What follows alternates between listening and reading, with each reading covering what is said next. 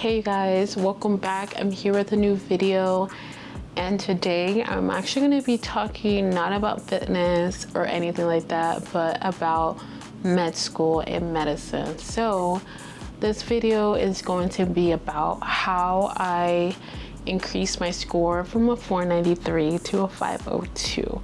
So I'm going to give you guys a little backstory about where I started and how I got here. I always kind of knew I wanted to go into medical school. I honestly thought I was going to go into medical school like right after college, like back to back, but it didn't happen that way.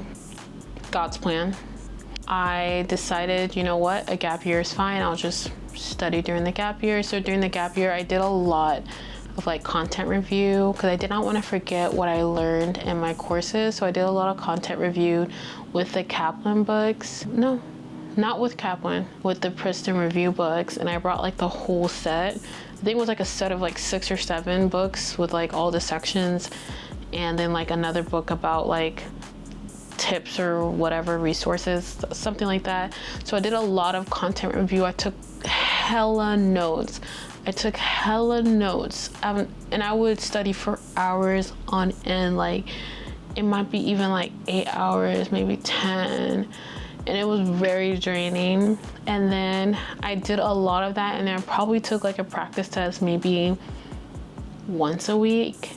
I took it maybe once a week, and honestly it wasn't enough. I just kept getting like the same scores, and I would use the MCAS question bank and their section test, and I believe they might have had like a full length test or a couple of full length tests that you could purchase. So I did all those resources on there, but honestly it wasn't enough. I was doing way more content review than actually taking the exam. So I scheduled my first exam, and I was really nervous about it, and because it was just so nerve-wracking to me, because this score means like a lot, especially if you plan on continuing your med school journey. Like it really sets you up for all that. So I stepped into my exam. I was so nervous. Like I was so anxious. My heart was racing. I didn't feel good about it at the end. Then I got my score back. It was a 493. I was so sad.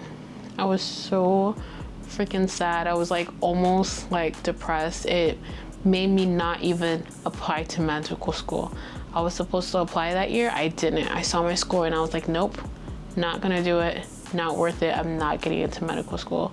So I didn't apply. The following year, I decided, you know what, I'm gonna study for this again.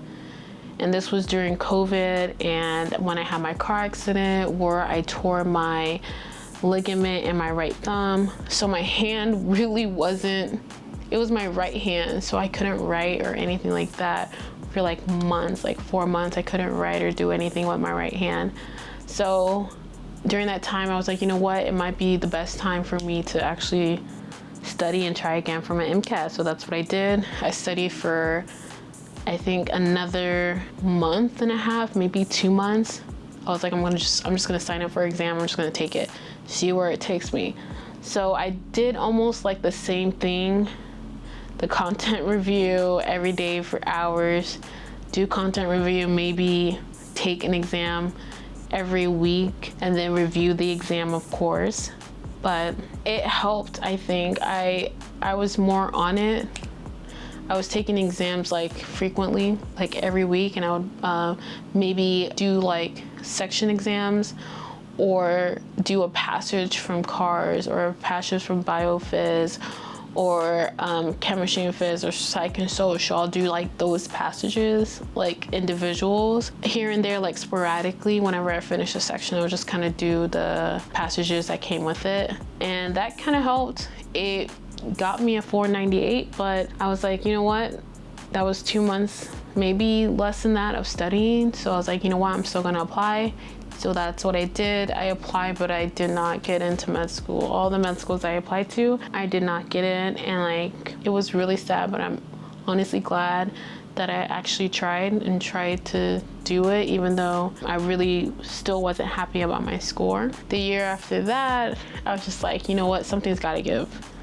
something has got to give. I have to find a way to master this exam or know how to take this exam. I was noticing that like every time I would take this exam, I was so freaking nervous. Like my anxiety was always through the roof. My heart was always racing. I was always panicking, like during when the section would like start. I was like, oh my God, and the first passage will pop up and I'm like already freaking out, and I haven't even read it. I'm already freaking out, about to like have a freaking anxiety attack. But my husband actually was like, you know what? Try this method. So this was the method. He told me I need to take 2 to 3 full length exams each week, and I need to review them, and once I review them I should be able to take another one, and then 3 if I have time, but 2 was the minimum. I had to take 2 full-length exams, and then once I take those exams I would see which section I did poorly on, my worst section I did, and then I would retake that section and see what my score was in that section to see if I actually improved from what I learned when I reviewed the exam the first time around. So that's what I did for like, I think if I'm not mistaken, I did it for like 1.5 to 2 months. He told me this advice, but like he didn't go to like med school or he didn't apply. So it's like when he told me that, I was just like, how do you know that? Like, how do you know that I should do that? But I was a little reluctant, and then I was like, you know what? I'm just gonna give it a shot. Like, what can I lose, honestly? So I tried his method, and honestly, my scores were going up like week by week. I was starting to like more and more understand how the exam should be taken, or how they structure the exam in order to take it. So I was just like, okay, I'm kind of seeing the pattern. So like each week, not every week my score went up. Sometimes it went down, and that would kind of like get me a little sad, but it was only temporary. It was only like for like a little bit. Then I would just be like, you know what? That's just only one score. It's whatever, and I would brush it off. But for the most part, each exam that I took, it was either the same, or I did better, or I did like a little bit worse. But the times that I did a little bit worse, I knew it was because I was tired, I wasn't focused, my mind was just everywhere. Like I knew the reason why I did bad on those exams.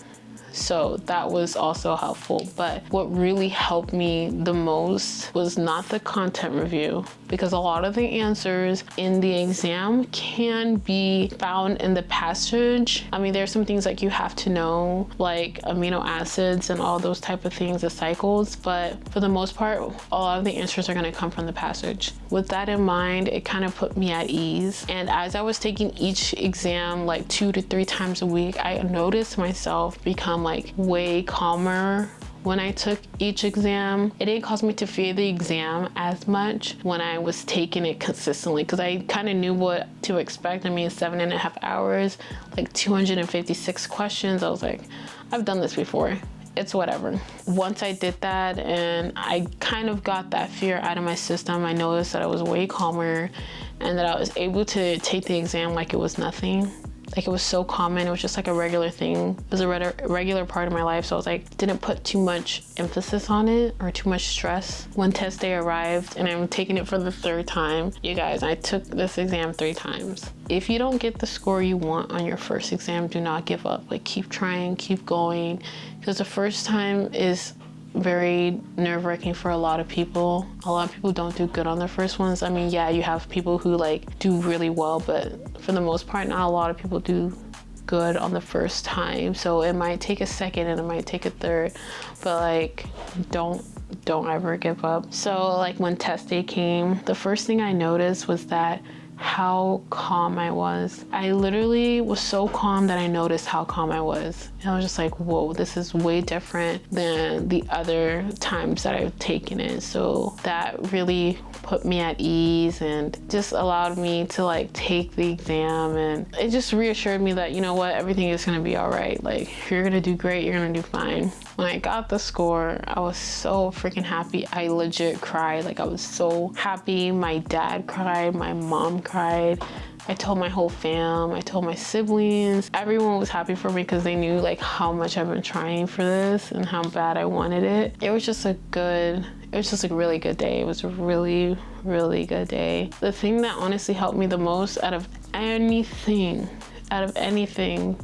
that I did in order to prepare for the MCAT was taking exams at least twice a week and reviewing them as well. Take the section of the practice exam that you did your worst on and seeing if you learned what you still kind of have trouble with, or things that you've mastered or like you learned from when you were reviewing it. Also, before my exam day, I think I took one exam.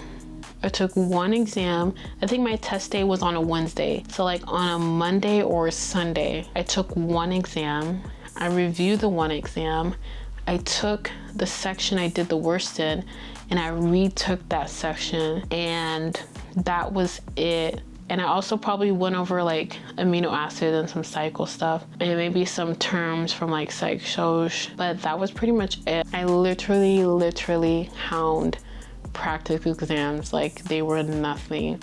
I think that's one of the biggest keys, is just to like take the exam so much that it literally feels like nothing. You're not putting so much emphasis on it. Like it feels like whatever, even though it is a big exam, of course, but the more you can get that fear and that anxiety out, the better. So like for me, it took like a couple of weeks of me taking 2 to 3 exams for me to feel really comfy with the exam and taking it. Even though my score jumped about 9 points, I really truly believe if I had started or implemented this strategy earlier on, I probably would have gotten a higher score. But because of course I only had like about 6-7 weeks before my exam, so I was just like, whatever I can do at this point, honestly, it's whatever.